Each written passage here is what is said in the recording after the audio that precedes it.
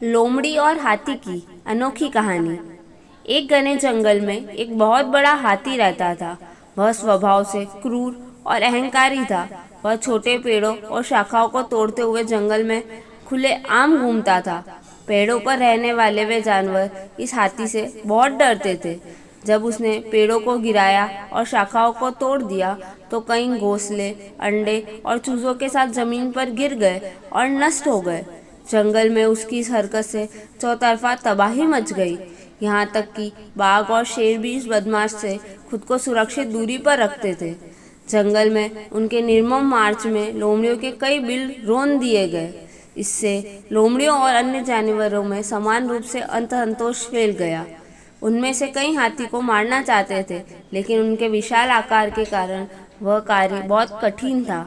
वह बहुत बड़ा है, लोमड़ियों ने आपस में कहा।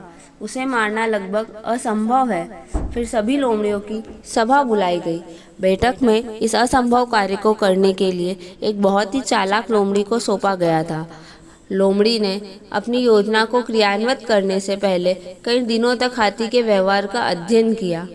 एक दिन लोमड़ी हाथी से मिलने गई और उससे बोली, महाराज, आपसे बात करना बहुत ज़रूरी है। यह हमारे लिए जीवन और मृत्यु का मामला है।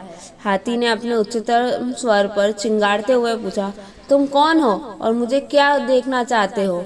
महाराज, लोमड़ी ने कहा, मैं पूरे पशु समुदाय का प्रतिनिधि हूँ। हम आपको अपना सर्वोच्च प्रमुख राजा बनाना चाहते हैं। कृपया हमारे प्रस्ताव को स्वीकार करें। हाथी ने बड़े गर्व से अपनी सूंड उठाई और विवरण मांगा।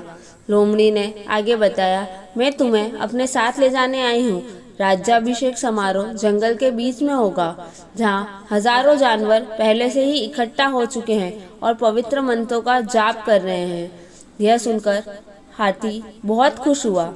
उसने हमेशा राजा बनने का सपना संजोया था। उसने सोचा कि राज्याभिषेक समारोह उसके लिए गर्व का विषय होगा। वह लोमड़ी के साथ गहरे जंगल में जाने के लिए जल्दी से तैयार हो गया। आओ महामहिम, लोमड़ी ने कहा, मेरे पीछे आओ। लोमड़ी हाथी को समारोह के किसी काल्पनिक स्थल पर ले गई। रास्ते में उन्हें एक तालाब के किनारे दलदली इलाके से होकर गुजरना पड़ा। हल्के शरीर वाली लोमड़ी ने बिना किसी कठिनाई के छोटे दलदली इलाके को पार कर लिया। हाथी भी उस पर चल पड़ा, लेकिन भारी भरकम होने के कारण वह दलदल में फंस गया।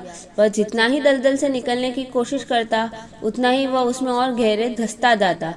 वह डर गया और लोमड़ी को पुकारा, प्यारे दोस्त, कृपया मेरी मदद करो। मैं कीचड़ में डूब रहा हूँ। अब मेरा राज्याभिषेक का क्या होगा? अपने अन्य दोस्तों को भी मेरी मदद करने के लिए बुलाओ। मैं तुम्हें बचाने नहीं जा रहा हूँ, लोमड़ी ने कहा। आप इस उपचार के लायक थे। आप जानते हैं आप अन्य जानवरों के साथ कितने क्रूर हैं। आपने अंडे और चूजों के जीवन की परवाह किए बिना निर्दयता से पेड़ों की शाखाओं को तोड़ दिया। आप सब कुछ जानते थे, लेकिन उदासीन रहे। आप लोमड़ियों के बिलों को रौंदा। तुमने हमारे भाई बहनों को अपने भारी पैरों के नीचे कुचलते देखा।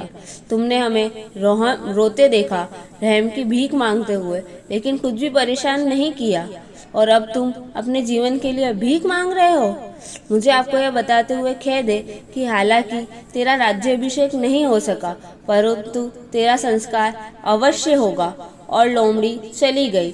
हाथी दलदल से बाहर नहीं आ सका और वहीं मर गया। Thank you. अगर आपको मेरी कहानी पसंद आई हो तो उसे लाइक और शेयर करें और कहानी के बारे में अपनी राय कमेंट करके ज़रूर बताएं।